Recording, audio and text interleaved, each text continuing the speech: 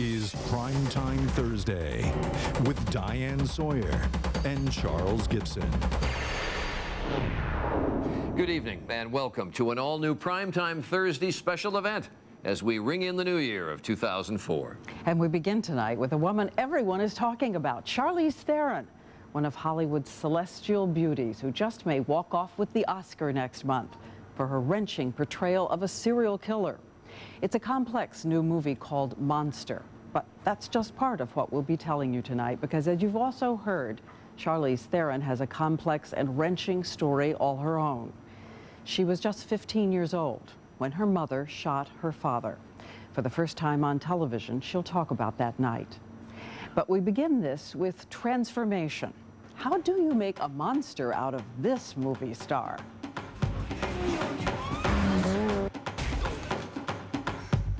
The movie, The Italian Job, and the girl with the face of pure satin is Charlize Theron, who plays a safecracker with nerves of steel. And who could forget that sex scene with Ben Affleck in Reindeer Games?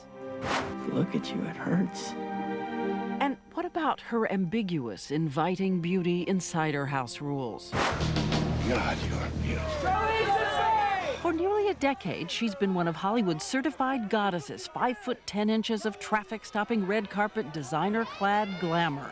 So, how did it happen that this is the woman chosen to star in a movie about this woman? A drifter, prostitute, and America's first notorious female serial killer, Eileen Warnos. But that's exactly the choice director Patty Jenkins made. I did ask her one night, I said, why? You know, and she said, in a very sweet way, she just said, they gave me all of these names of these other women and they were really great actresses, but then I just thought, I could kick their ass. But with you, I wasn't so sure.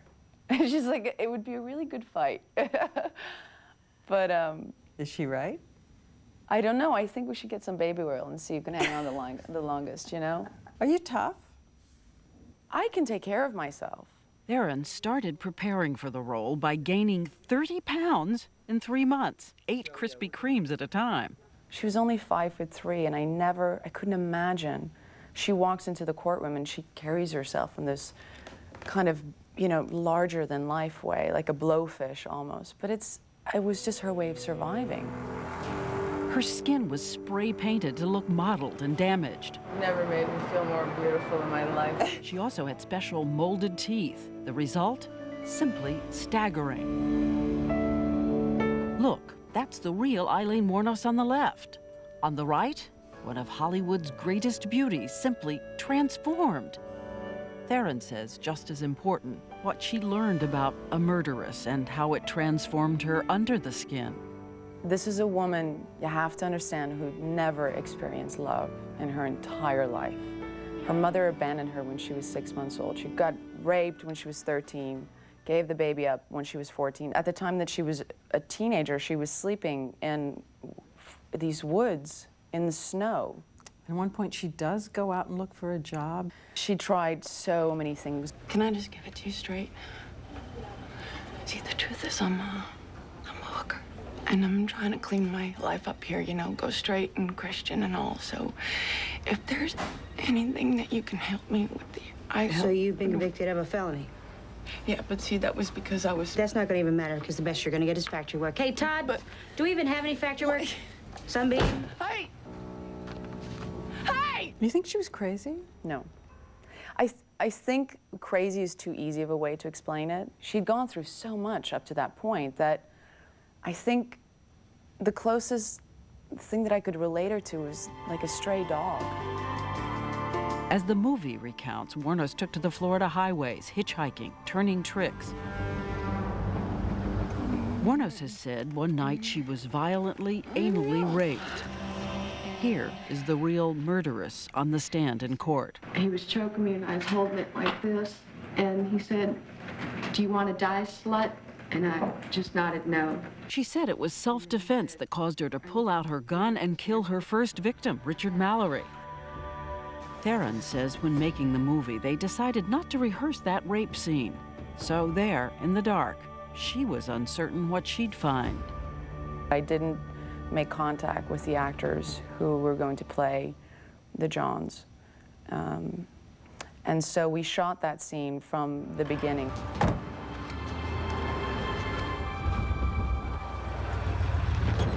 Bitch! Do you want to die? Do you want to f***ing die? After that, Warnos began a psychotic downward spiral. Another killing, this one to steal the car of the man who picked her up. And then compulsive murders, one after the other.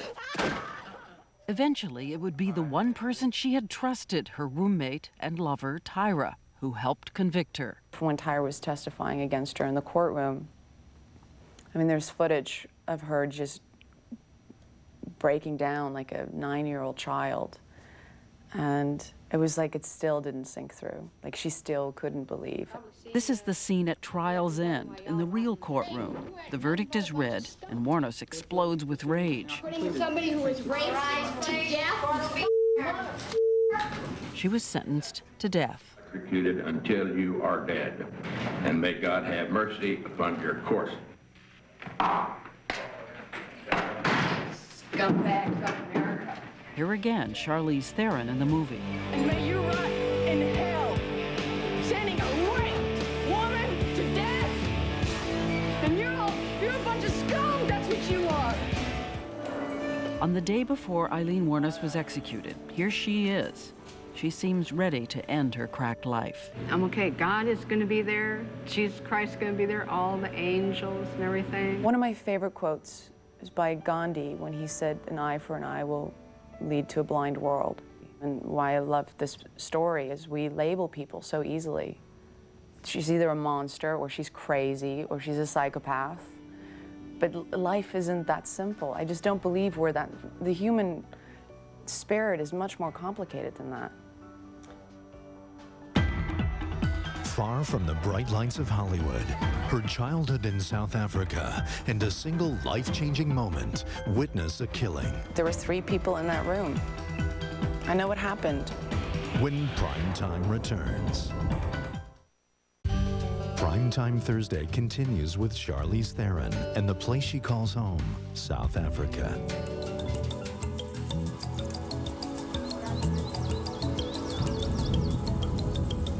A small farm, fields, willows, weeping willows, a lot of animals, a lot of dirt, dirty feet all the time. No Nintendo, no computers, my mom's record player, no television really. Was given a lot of freedom, was constantly encouraged, and a lot of love. Charlize Theron started out as a dancer, but as she rose toward 5 feet 10 inches, that became impossible. At 15, she won a local beauty pageant, then an international modeling competition. But modeling was, well, kind of a bore. Just, you know, how do I put it? I like to talk. And I have a lot of opinions about a lot of things. Opinions at first she could only express in her native language, Afrikaans. So she bought a one-way ticket to Los Angeles, lived in a low-rent hotel, and learned to speak American by watching The Love Boat. Her first real movie job, a 3-second appearance in a slasher film. I was like one of the kids running through the field, being slashed and killed, and I called my mom and I said, "I'm an actress. I've made it." After that, a slightly bigger part. 3 whole minutes in the movie That Thing You Do. There she is. Yes, I'm Tina. Tom Hanks. Tom Hanks. He had moved me so much in my life as a child that I had a crush on him. 13 years later, she has that glossy resume, starring as strong, risk-taking women. The latest, the tour de force in Monster. She's also become one of South Africa's favorite daughters. Rumors follow me, so you might be my next boyfriend. She was also brave enough to make a public service announcement about a taboo subject in her country, rape. Every 26 seconds, a woman is raped in South Africa. And when the government took the announcement off the air, Theron went to court and got it back on. She says she got her confidence from one person in her life, her mother, Gerda. I asked her to repeat in her home tongue, Afrikaans, something she said once about her mom. I loved what you said. You said, my mother raised me not to be afraid of life. My ma het my grootgemaak om nie bang te wees vir enigiets in my lewe nie. And it's true. It's one of the greatest lessons she ever taught me. But the story is not a simple mother-daughter fairy tale. Her father's name was Charles. It's how she got her name. Charles, yeah, Charlize. Yeah. Tell me about your dad. My dad was a big guy, tall, skinny legs, big belly. Could be very serious, but loved to laugh as well and enjoyed life. He also, you know, he had a disease. He was an alcoholic. But she says among their friends in South Africa, divorce was simply not an option, even though the marriage was troubled. You know, he was a gypsy, so he would just kind of disappear for a couple of weeks. And it was never fear till I got older. He never hit me. My mom was the disciplinary in the house. Never abused you in any way? No, he was a verbal abuser. What I think alcoholics face if they don't do something about the disease, it's a downward spiral. And it just gets worse and worse. And they don't even know what they're doing anymore. And the terrible thing is that everybody in South Africa has a gun. But he'd shoot the locks off the doors? He'd... No, I mean, we're now getting to a very specific thing that oh, God. But for the first time on television, when we return, Charlize Theron will talk about that night.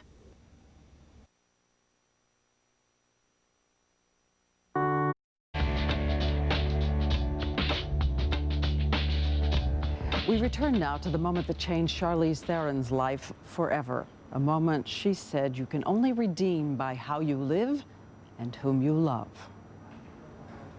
Oh, Diane.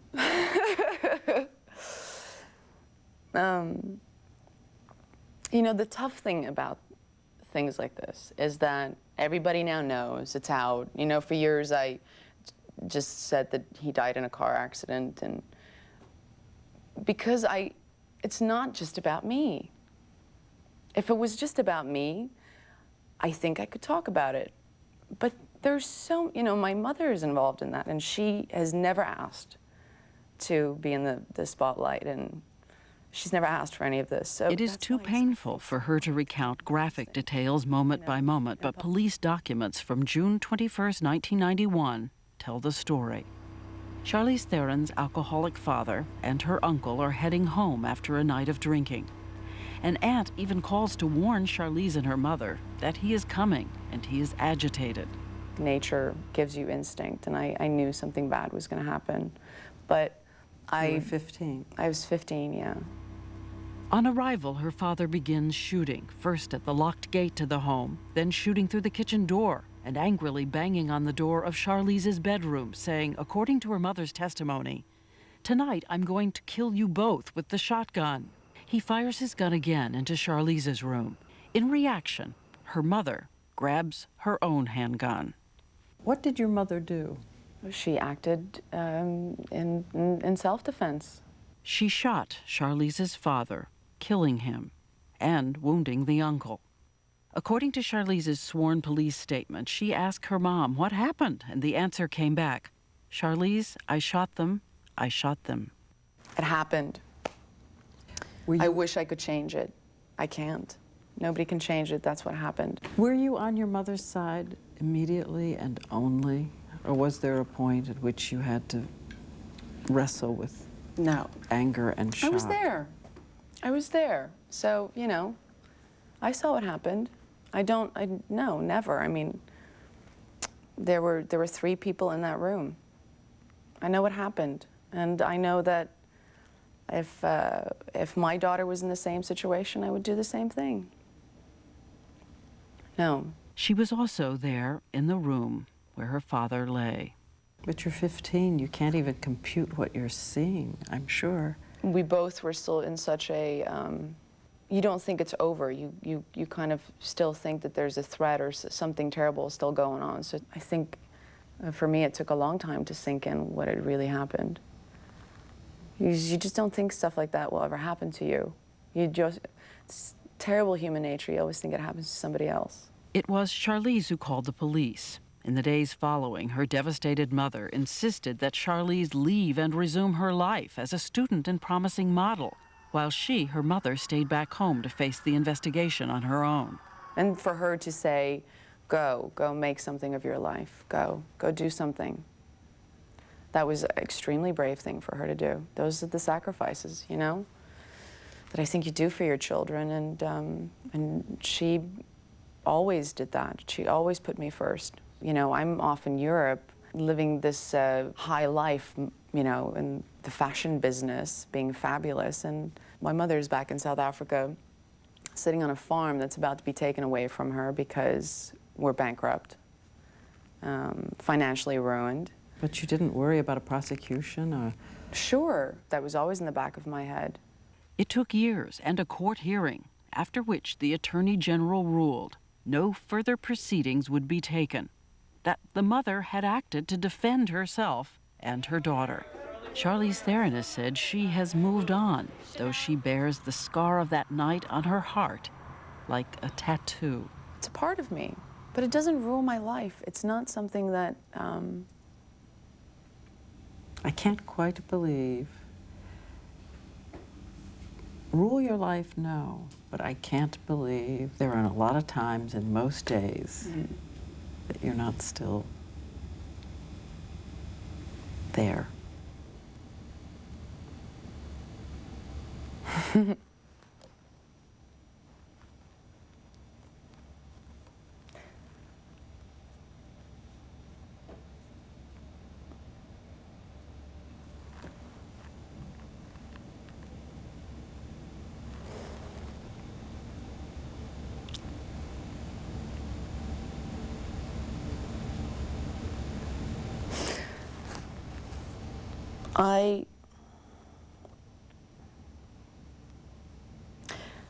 I'm very lucky. I'm very, very blessed because I get to, through acting, I get to make my work very personal. I think that has been my survival. I really don't go through my life walking with this thing and suffering. I don't. I have an incredible life. I'm one of the luckiest persons. I love my job. I have beautiful people around me. I'm in love with an incredible man. My career is beautiful. I mean, those are the things that move me. Those are the blessings that I almost feel guilty having. Everything else, I get to deal with in my work. You know, not a lot of people can say that. So it's good. Things are great. Yet it cannot be an accident that Theron loves movie roles that explore danger, ambiguity. It's the world that I know. I'm dying for a comedy, by the way. Anybody out there? Bring this girl a comedy. Bring me a comedy. I like to laugh, please. I can be funny, too. By the way, if you're wondering who that incredible man is, it's actor Stuart Townsend. They've been together for 2.5 years. Stuart Townsend. A miracle.